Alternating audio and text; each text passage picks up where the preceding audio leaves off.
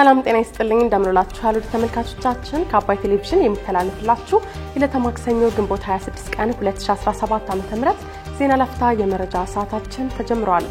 የነጌታቸው ረዳ ፓርቲ በትግራይ ጉባኤ ለማካሄድ ያሉ ስጋቶችን ጊዜያዊ አስተዳደሩ ለማቃለል ይሰራል የሚል ተስፋ እንዳለው መግለጹን ቢል ጌትስ በአዲስ አበባ ባደረገ ቆይታ ካለው $200 ቢሊዮን ሀብት ውስጥ አብዛኛውን ለአፍሪካ ሊሰጥ መሆኑን ማስታወቁን እንዲሁም ደግሞ በምዕራብ ጎንደር አብዛኞቹ አካባቢዎች የመብራት ኃይል መቋረጡን መነገሩን ጨምሮ ሌሎች መረጃዎችን ይዘንላችሁ ቀርበናል።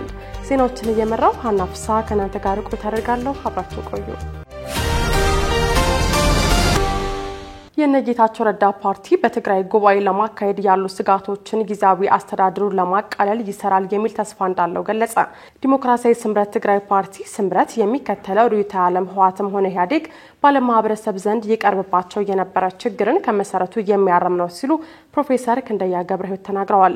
የፓርቲው የውጭ ግንኙነቶች አስተባባሪና የቀድሞ የጊዜያዊ አስተዳደር አመራር ፕሮፌሰር ክንደያ ዓለማችን አሁን የደረሰችበት አስተሳሰብ ግምት ውስጥ ያስገባ እንቅስቃሴ እናደርጋለን ብለዋል። የአካባቢውንና የሀገሪቱን አጠቃላይ ሁኔታ ታሳቢ ያደረገ እንዲሁም ትግራይ ውስጥ በተለይ አርሶ አደሩ በወጣቱና በምሁሩ እየተቀጣጠለ ያለው የለውጥ ፍላጎት ለማሟላት ታሳቢ ያደረገ አስተሳሰብ አስፈላጊ መሆኑን ጠቁመዋል። የፓርቲውን ምስረት ዓላማና ርዕዮተ ዓለም በተመለከተ አስተያየታቸውን የሰጡት ፕሮፌሰር ክንደያ የፓርቲው ርዕዮተ ዓለም የዜጎች መብትና ነጻነት በከፍተኛ ደረጃ ማክበርና ማስጠበቅ የሚያስችል መሆኑን መግለጻቸውን አዲስ ስታንዳርድ ዘግቧል። አክለውም ህወሓትም ሆኖ ኢህአዴግ በዓለም ማህበረሰብ ዘንድ ይቀርብባቸው የነበረ ሂስን በመሰረቱ የሚያረም ነው ብለዋል። አያይዘውም በቀጣይ በክልሉ በሚደረገው የመስራች ጉባኤ ላይ የፓርቲው ከፍተኛ አመራሮች እንደሚሳተፉ ገልጸው አሁን ላይ የደህንነት ስጋት መኖሩ እውነት ቢሆንም ጊዜያዊ አስተዳደሩ ይህንን ችግር ለማቃለል ይሰራል የሚል ተስፋ አለን ሲሉ ተናግረዋል። የትግራይ ሰላምና መረጋጋትን እውን ለማድረግ የበኩላችንን ሚና እንወጣለን ያሉት ፕሮፌሰሩ የፌደራል መንግስትም እዚህ ላይ ትርጉም ያለው ስራ መስራት ይጠበቅበታል ሲሉ አጽንኦት ሰጥተዋል። የዲሞክራሲያዊ ስምረት ትግራይ ፓርቲ ስምረት ይፋዊ ስራ መጀመርን አስመልክተው ከትላንትና በስቲያ ጋዜጣዊ መግለጫ የሰጡት የፓርቲው የኮሙኒኬሽን ኃላፊ አቶ ረዳይ ሐላፎም በትግራይ ከተካሄደው ደም አፍሳሽ ጦርነት በኋላ በክልሉ ያጋጠሙ ችግሮችን በአዲስ አስተሳሰብ መፍታት ስለሚያስፈልግ ፓርቲው መቋቋሙን ገልጸዋል። ቢል ጌትስ በአዲስ አበባ ባደረጉት ቆይታ ካሉት $200 ቢሊዮን ሀብት ውስጥ አብዛኛውን ለአፍሪካ ሊሰጡ መሆኑን አስታወቁ። የማይክሮሶፍት መስራችና የ69 ዓመቱ ባለጸጋ ቢል ጌትስ ባለፈው ሳምንት እሁድ ግንቦት 24 2017 ዓ.ም በአዲስ አበባ በብሔራዊ ቤተ መንግስት በተካሄደ ስነ ስርዓት የሀገሪቱን ታላቅ የክብር ኒሻን ሽልማት በጠቅላይ ሚኒስትር አብይ አህመድ ተሸልመዋል። አብይ ይህንን ሽልማት ለቢል ጌትስ ያበረከቱት በባለሀብቱ የተመሰረተው ቢል ኤንድ ሜሊንዳ ጌትስ ባለፉት 25 ዓመታት በኢትዮጵያ ላበረከታቸው አሻጋሪ ስራዎችና ታላላቅ ዘመን ተሻጋሪ በጎ ተጽዕኖዎችን እውቅና ለመስጠት እንደሆነ የጠቅላይ ሚኒስትር ጽሕፈት ቤት አስታውቋል። ቢል ጌትስ በዚህ ወቅት ባደረጉት ንግግርም በቀጣዮቹ 20 ዓመታት ካላቸው ሀብት ውስጥ አብዛኛውን በአፍሪካ የጤናና ትምህርት አገልግሎቶችን ለማሻሻል እንደሚያውሉ ተናግረዋል። በጤናና ትምህርት የሰው ልጅን በማውጣት አፍሪካ ውስጥ እያንዳንዱ ሀገር በብልጽግና ጎዳና ላይ መሆን አለበት ሲሉም አክለው ገልጸዋል። ቢል ጌትስ ከ20 ዓመት በኋላ $200 ቢሊዮን ይደርሳል ተብሎ ከሚጠበቀው ሀብታቸው ውስጥ 99 በመቶን ለመስጠት ማቀዳቸውን ያስታወቁት ባለፈው ወር ነበር። ቢሊዮነሩ ለወጣት ፈጣሪዎች ባስተላለፉት መልእክትም ሞባይል ስልኮች በአፍሪካ የባንክ አገልግሎት ላይ አብዮት ማምጣታቸውን ጠቅሰው ሰው ሰራሽ አስተውሎትም ለሀገሪቱ ጥቅም መዋል እንዳለበትም ሞግተዋል። ጌትስ ፋውንዴሽን ቅድሚያ የሚሰጣቸው 3 ጉዳዮች መካከል አንዱ መከላከል የሚቻልን የእናቶችና ህፃናት ሞት እንዲያበቃ ማድረግ ነው። ቀጣዩ ትውልድ በገዳይ ተላላፊ በሽታዎች እንዳይሰቃይ ማድረግና ሚሊዮኖችን ከድህነት ማውጣትም ፋውንዴሽኑ ቅድሚያ የሚሰጣቸው ጉዳዮች ናቸው ተብሏል። በምዕራብ ጎንደር አብዛኞቹ አካባቢዎች የመብራት ኃይል መቋረጡ ተነገረ። ባለፈው ግንቦት 22 ቀን 2017 ዓ.ም በምዕራብ ጎንደር ዞን መተማ ወረዳ መቃ በተባለ ቦታ በጣለ ከባድ ዝናብ ምክንያት 230 ኪሎ ቮልት ተሸካሚ 6 የኤሌክትሪክ ምሰሶች በመውደቃቸው ወደ ሱዳን የሚጓዘውን የኤሌክትሪክ ኃይል ጨምሮ በምዕራብ ጎንደር ዞን በሚገኙ በአብዛኞቹ ከተሞች ኃይል መቋረጡን የኢትዮጵያ ኤሌክትሪክ አገልግሎት አስታውቋል። በአገልግሎቱ የምዕራብ ጎንደር ዞን የስርጭት ኔትወርክና መሰረተ ልማት ቡድን አስተባባሪ አቶ ላቃያልነ በነበረው ከባድ ዝናብ ምክንያት ወደ ሱዳን የሚሄደው መስመር ጭምር ተጎድቷል ብለዋል። አክለውም በምዕራብ ጎንደር የሚገኙ በርካታ ከተሞች ኃይል ተቋርጦባቸዋል፣ የጥገና ስራዎችም በባለሙያዎች እየተሰሩ ነው ሲሉ ተናግረዋል። ወደ ሱዳን ኤሌክትሪክ የሚያስተላልፈው መስመር ምሰሶ መውደቁን የተናገሩት አቶ ላቀ የመስመር ፍተሻ እየተደረገ በመሆኑ በጉዳዩ ዙሪያ ዝርዝር መረጃ እንደሌላቸው አመላክተዋል።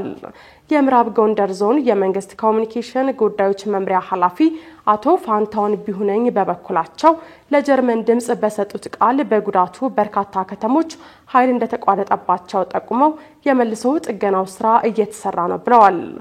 ኮኪት፣ ገንዳ ውሃ፣ አውላላ፣ አዳኝ ሀገር፣ ጫፎ፣ ገለጎ፣ ሽንፋ የተባሉ አካባቢዎች ኃይል ተቋርጦባቸዋል ብለዋል።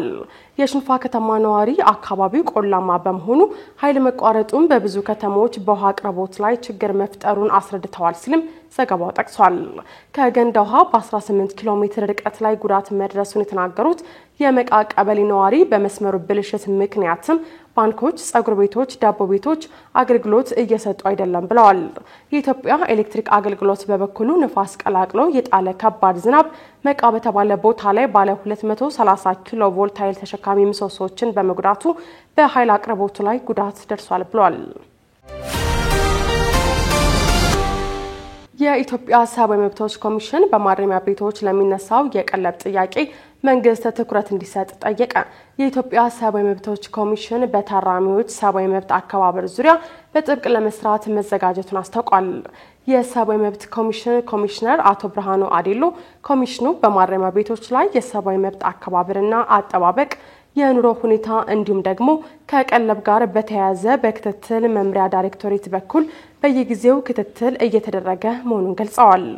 በክትትል ሂደቱም ከጊዜ ወደ ጊዜ የሚበረታቱ ለውጦች ቢኖሩም ከቀለብና ከበጀት ጋር በተያያዘ ለሚነሱ ጥያቄዎች ትኩረት ሊሰጥባቸው ይገባል ብለዋል። ክትትልና አሰሳ በምናደርግበት ወቅት ከሚስተዋሉ ችግሮች አንዱ የይቅርታ አሰጣጥ ሂደት ነው ያሉት ኮሚሽነሩ በሁሉም ቦታ ወጥ አሰራር እንዲኖር በትኩረት እየሰራ ነው ሲሉ ገልጸዋል። ኮሚሽኑ በመጪዎቹ ጊዜያት በታራሚዎች ሰብአዊ መብት አከባበር ዙሪያ በጥብቅ ለመስራት መዘጋጀቱንም ተናግረዋል። ኮሚሽነር ብርሃኑ ኢሰመኮ ከተቋቋመበት ጊዜ ጀምሮ ከማረሚያ ቤቶች ጋር በጥሩ ቅንጅት እየሰራ ይገኛል ያሉ ሲሆን በቀጣይም ከታራሚዎች ሰብአዊ መብት አከባበር ዙሪያ በጥብቅ ይሰራል ማለታቸውን ፕሬስ ዘግቧል። ኮሚሽነሩ በማረሚያ ቤቶች ላይ ለሚነሱ የበጀት ጥያቄዎችም መንግስት ትኩረት ሰጥቶ እንዲሰራም ጥሪ አቅርበዋል። ከውጪ በጋዛ የእርዳታ ማከፋፈያ ላይ በርካቶች መገደላቸውን ተከትሎ ምርመራ እንዲደረግ ተመድ አሳሰበ። እስራኤል በራፋ በሚገኘው የአሜሪካ የእርዳታ ማዕከል ሲጠባበቁ በነበሩ በሺዎች በሚቆጠሩ ፍልስጤማውያን ላይ ባነጣጠረችው ጥቃት 31 ሰዎች መገደላቸውን እንዲሁም 176 ሰዎች መቁሰላቸውን የሲቪል መከላከያ ኤጀንሲ አስታውቋል። ዓለም አቀፉ ቀይ መስቀል ኮሚቴ ሁሉም ተጎጂዎች እርዳታ ሲጠባበቁ የነበሩ ናቸው ያለ ሲሆን ሴቶችና ህጻናትን ጨምሮ አብዛኞቹ ተጎጂዎች የተኮሰባቸው እንደነበሩ ገልጸዋል።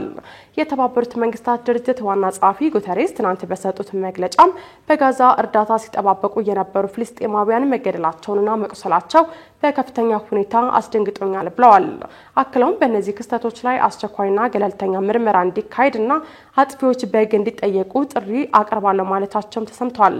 በሌላ በኩል የእስራኤል የውጭ ጉዳይ ሚኒስቴር ለጉተሬስ አስተያየት አሳፋሪ በማለት ምላሽ የሰጠ ሲሆን ዋና ጸሐፊው ሐማስን ባለመጥቀሳቸው ተችተዋቸዋል። በአሜሪካና በእስራኤል የሚደረገው የጋዛ ሰብአዊ ፋውንዴሽን GFF በበኩሉ ሪፖርቶቹ የፈጠራ ወሬዎች ናቸው ሲል የከሰሰ ሲሆን በተቋሙ ወይም በአቅራቢያው ስለደረሰው ጥቃት እስካሁን ማስረጃውን አላየንም ብሏል። ኤምኤስኤፍ በበኩሉ በሃን ዩኒስ በሚገኘው የናስር ሆስፒታል በርካታ ከባድ ጉዳት የደረሰባቸው አንዳንዶቹም በአስጊ ሁኔታ ላይ ያሉ ፍልስጤማውያን ማከማቸውን ገልጸዋል። ተጎጆቹ የእስራኤል ሰው አልባ አውሮፕላኖች፣ ድሮኖች፣ ሄሊኮፕተሮች፣ ጀልባዎች፣ ታንኮችና ወታደሮች ከሁሉም አቅጣጫ እንደተኮሰባቸው ሪፖርት ማድረጋቸውን ተናግሯል ሲል ቢቢሲ ዘግቧል።